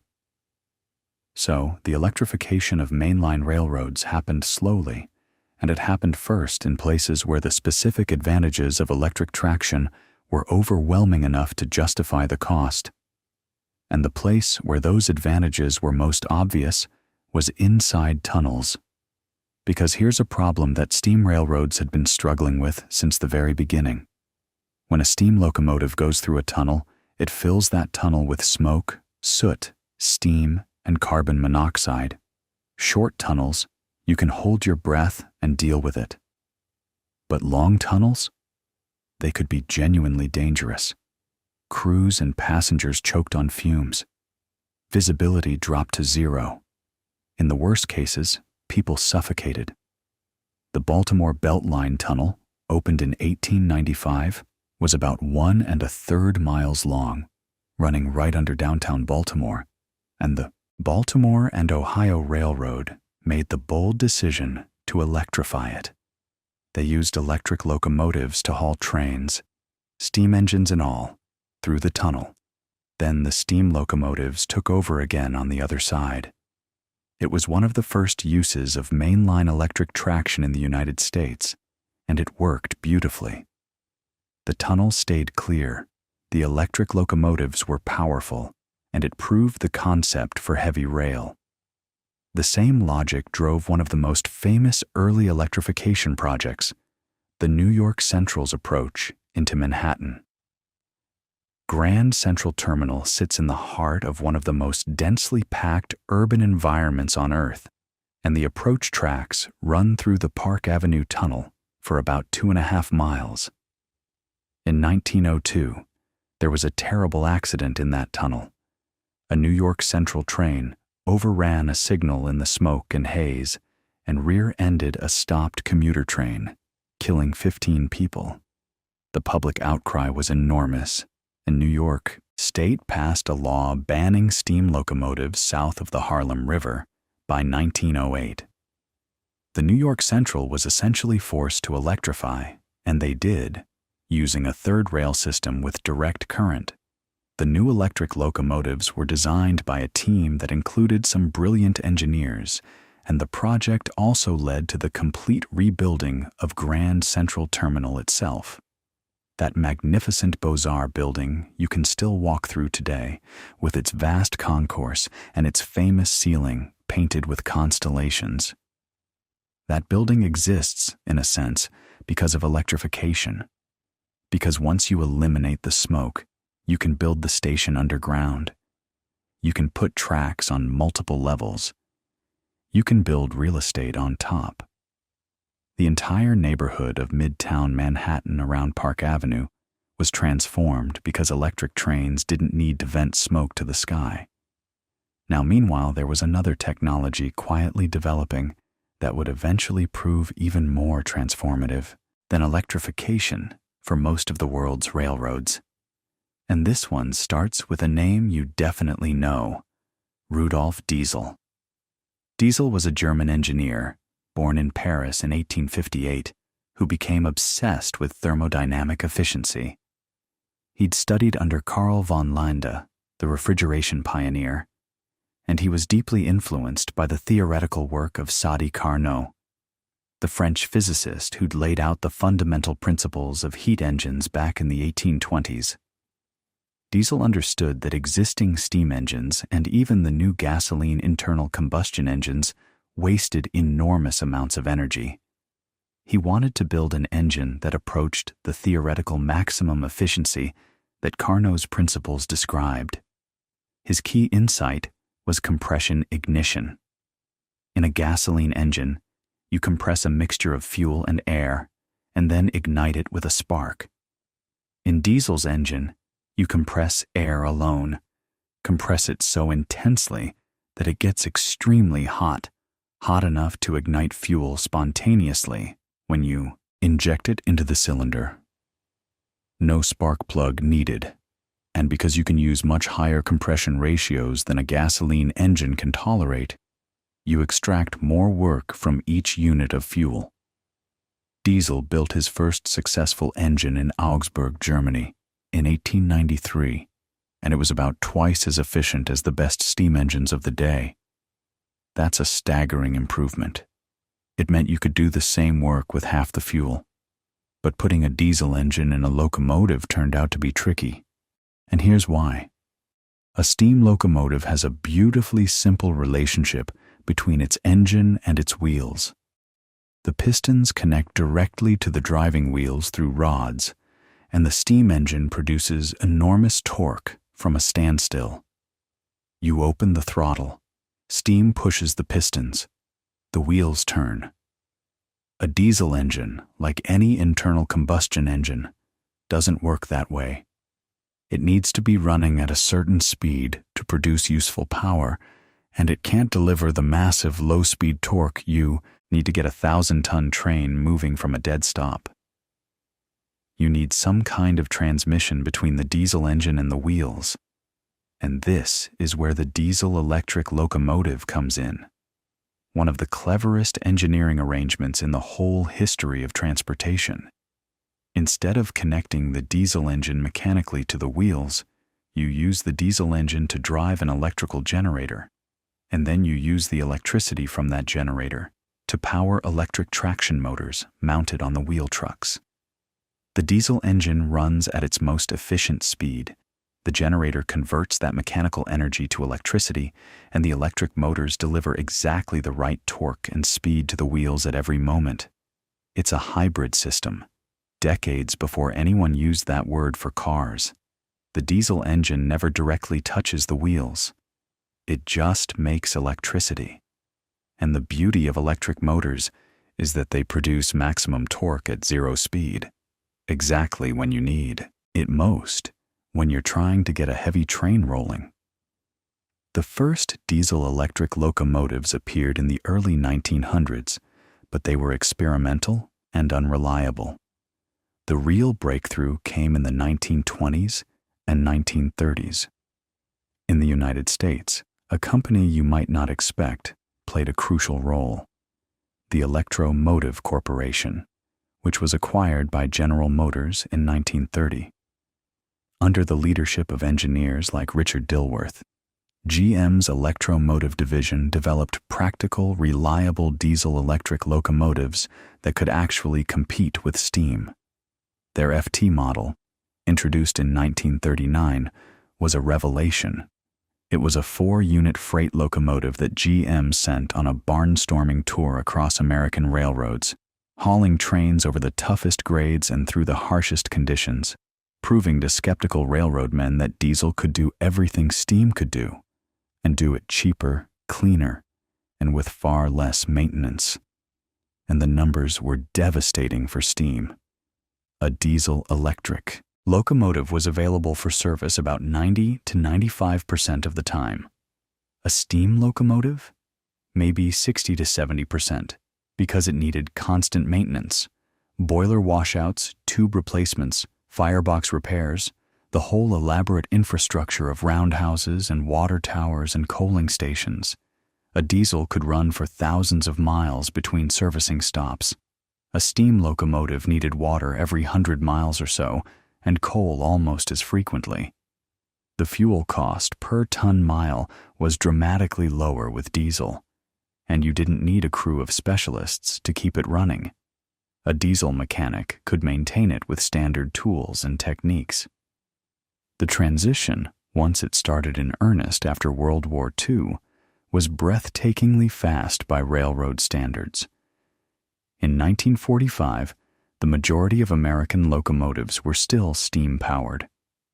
By 1960, steam was essentially gone from Class I railroads in the United States.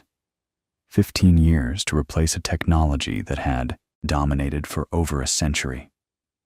Thousands of steam locomotives were scrapped, magnificent machines, some of them barely a decade old, cut up for scrap metal because the economics of diesel were simply unanswerable.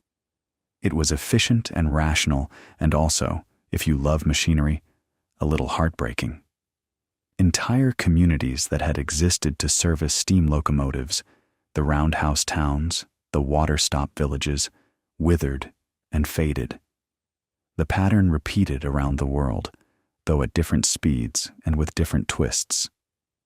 Britain, sentimentally attached to steam and slower to modernize, didn't complete its transition until the late 1960s. The famous Beeching cuts of 1963, when Dr. Richard Beeching recommended closing thousands of miles of unprofitable branch lines, happened partly because the economics of the whole system were being rethought in the diesel era. India and China held on to steam longer. China was still building new steam locomotives into the 1980s, the very last major country to do so. The Soviet Union went heavily into diesel and electric traction as part of its post-war industrialization push. But here's what's interesting. While diesel won the battle in most of the world, electricity never went away. In fact, for certain applications, electrification kept advancing and eventually produced something that diesel simply cannot match. And that something is speed. Because there's a fundamental limit to how fast a diesel-electric locomotive can practically go. The diesel engine, the generator, the fuel, it all adds weight, and at very high speeds, the power-to-weight ratio becomes a problem. Electric locomotives, drawing power from an external source, can be lighter and more powerful simultaneously. And when engineers in the mid-20th century started seriously asking the question, how fast can a train actually go? It was electric traction that opened the door. The country that asked that question most ambitiously was Japan. And the answer they came up with changed everything.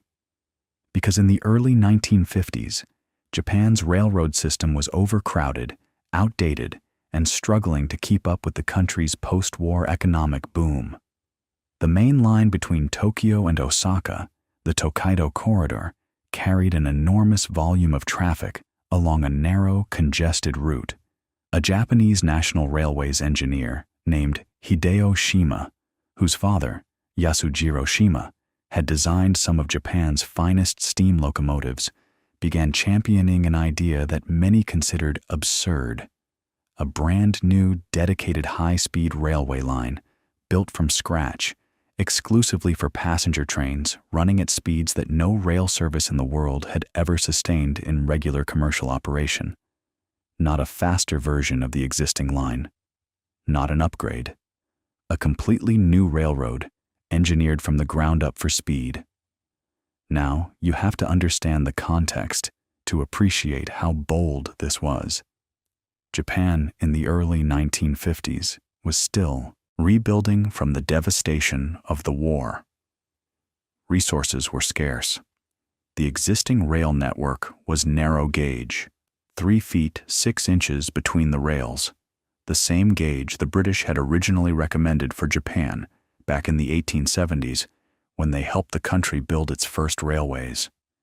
That narrow gauge had always been a limitation.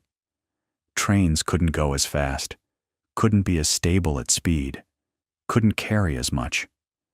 And Shima's proposal wasn't just to build a new line.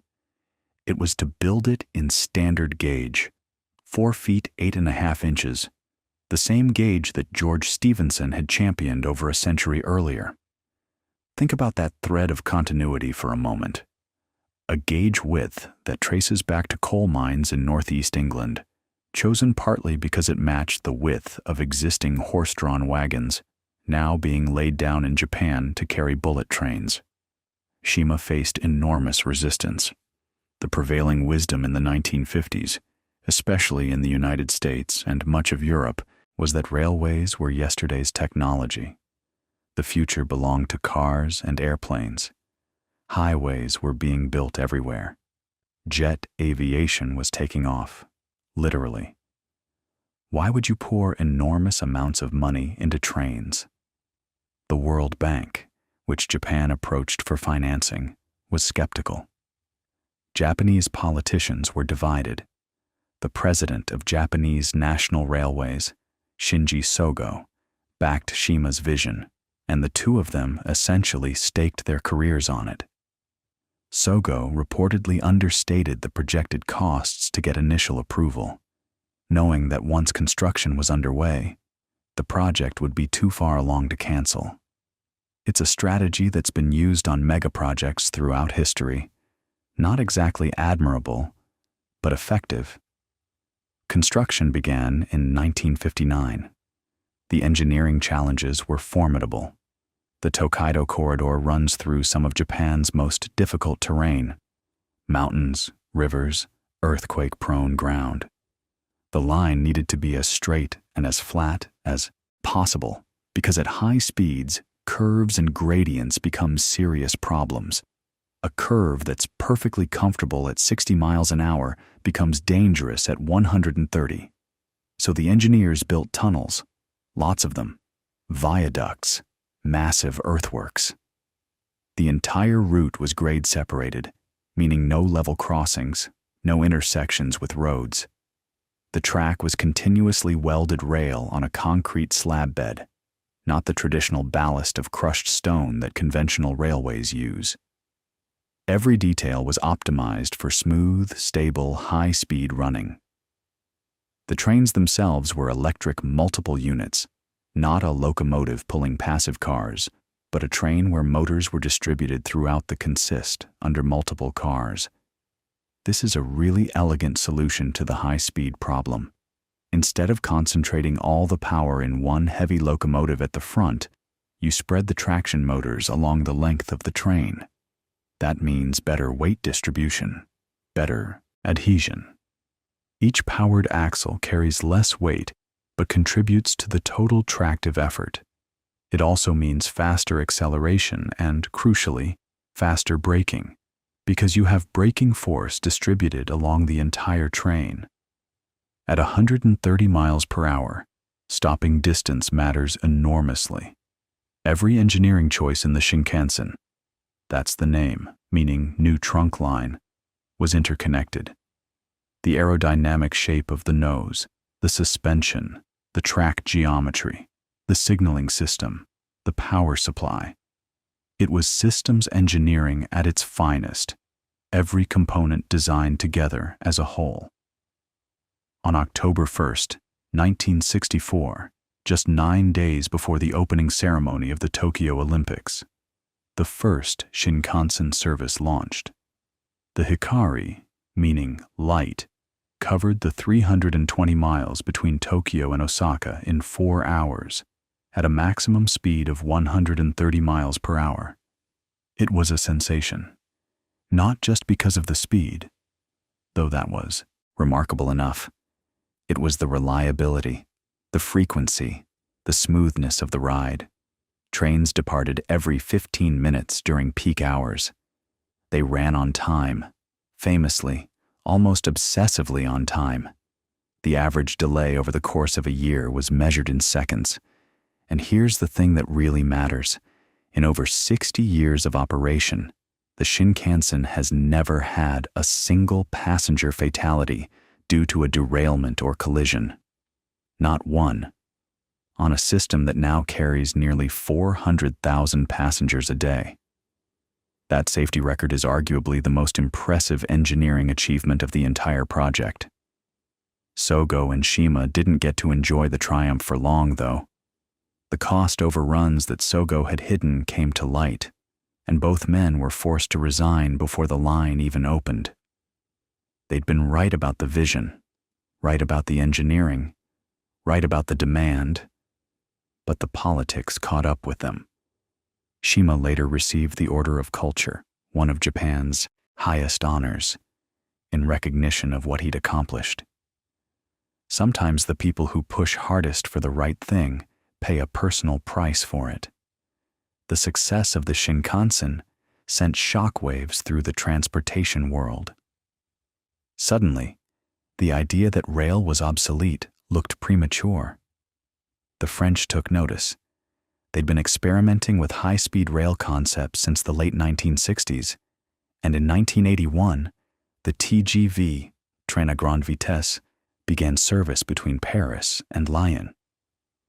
The French approach was different from the Japanese in some interesting ways. The TGV used a more traditional locomotive-hauled configuration, with a powerful electric locomotive at each end of the train and unpowered passenger cars in between. The track was built to allow very high speeds on new dedicated lines, but the trains could also run on conventional tracks at lower speeds to reach city centers without requiring entirely new stations. That flexibility was clever. It meant the high-speed network could extend its reach without building dedicated track all the way to every destination. The TGV set speed records that captured the public imagination.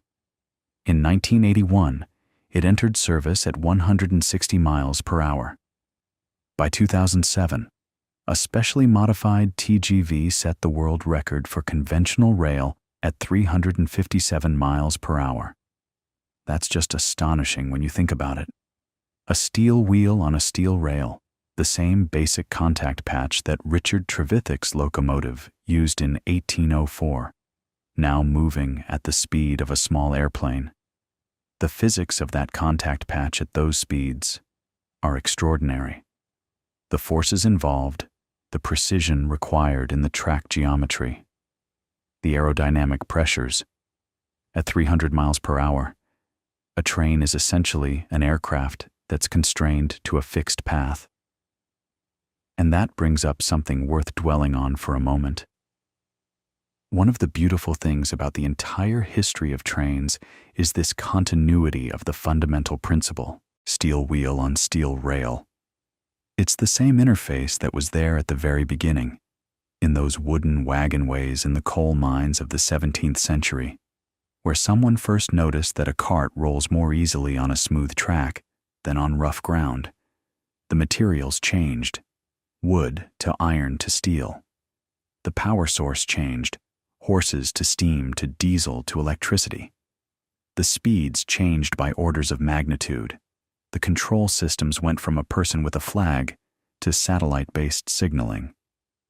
But that basic idea, a flanged wheel on a rail, guided by geometry, low friction enabling enormous loads to be moved with modest force. That idea has persisted for 400 years, and it still works. It works so well that no one has come up with anything fundamentally better for moving large numbers of people and goods overland. Now people have tried. Maglev, Magnetic levitation eliminates the wheel-rail contact entirely, floating the train on magnetic fields. The technology works. The Shanghai Maglev, which opened in 2004, runs at over 260 miles per hour in regular service, connecting the airport to the city. Japan has been developing its own maglev system, the Chuo Shinkansen, which has hit 374 miles per hour in testing.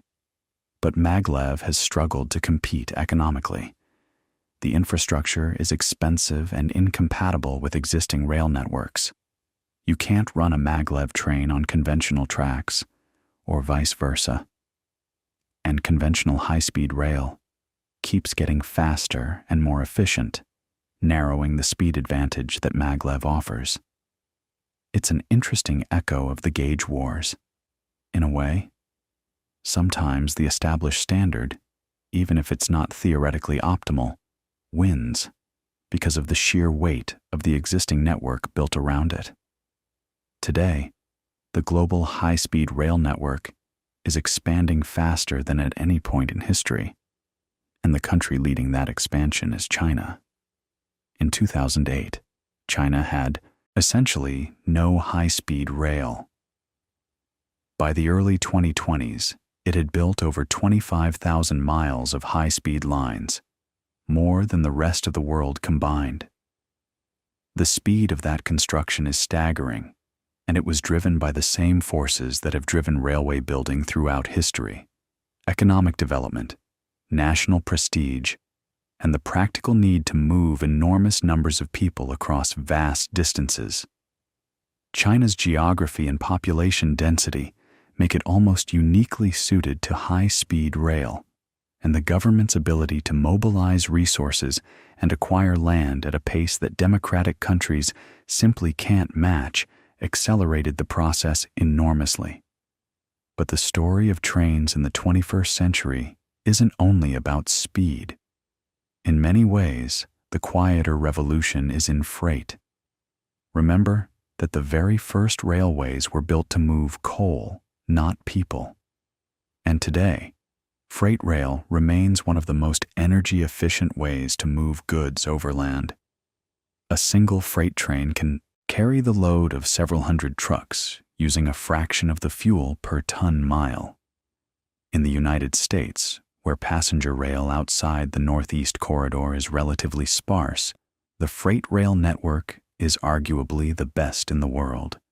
Nearly 140,000 miles of track, moving roughly 40% of the country's intercity freight by ton-mile.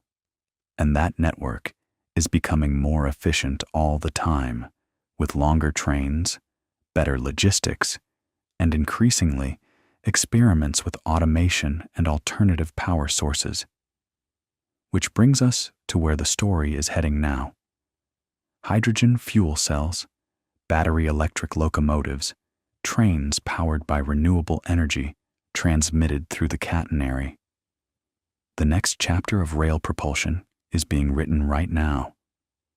Alstom's Coradia I-Lint, which entered service in Germany in 2018, was the world's first hydrogen fuel cell passenger train, emitting only water vapor.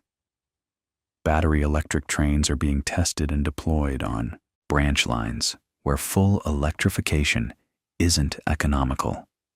And on electrified main lines, trains are increasingly powered by wind and solar energy fed into the grid. The carbon footprint of rail, already far lower than road or air transport per passenger mile or per ton mile, is heading towards zero. And so here we are, lying in the dark, thinking about trains. 4 centuries of engineering, from wooden rails in a mine to a Shinkansen gliding silently through the Japanese countryside at nearly 200 miles per hour. From George Stephenson's careful eye measuring the gauge of coal wagons to Hideo Shima's vision of a new trunk line. From the Bessemer converter's spectacular shower of sparks to the quiet hum of a hydrogen fuel cell, every step building on the last, every failure teaching something. every breakthrough opening a door that someone else would walk through a generation later.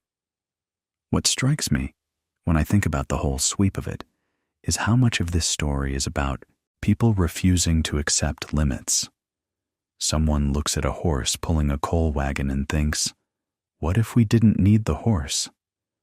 Someone looks at a boiler and thinks, what if we made it stronger, hotter, more efficient? Someone looks at a mountain and thinks, what if we just went through it? Someone looks at a strait of water and thinks, what if we ran a tunnel under it? The Channel Tunnel, the Seiken Tunnel, the Gotthard Base Tunnel, 35 miles through the Swiss Alps, the longest railway tunnel in the world. Every one of those was someone's audacious idea before it was an engineering reality. And the thing about trains, the really lovely thing, is that they're still here. They didn't become obsolete. The automobile didn't kill them. The airplane didn't kill them. They adapted, evolved, found new roles, and in many parts of the world, they're experiencing a genuine renaissance.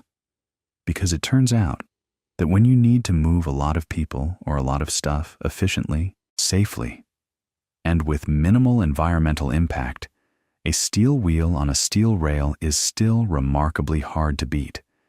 So let that thought settle as you drift off. Somewhere right now, as you're lying here, a freight train is crossing the Great Plains with 10,000 tons of grain behind it, and the engineer in the cab is watching the same kind of signal lights that railroaders have watched for 150 years. Somewhere in Japan, a Shinkansen is pulling into a station exactly on time, to the second. Somewhere in Switzerland, a train is threading through a tunnel deep inside a mountain, passengers reading or dozing, barely aware of the billions of tons of rock above them, held at bay by engineering. Somewhere in China, workers are laying track for a line that will carry its first passengers next year. And somewhere, probably, some young engineer is sketching an idea on the back of a napkin, something about trains that nobody has thought of yet, something that will seem obvious in 50 years, but sounds a little crazy right now. That's how it's always been. That's how the whole story started, with someone looking at a wooden rail and a heavy cart and thinking, what if we could do this just a little bit better? And then doing it. And then someone else doing it a little bit better after that. And on, rolling forward the way trains do into the night.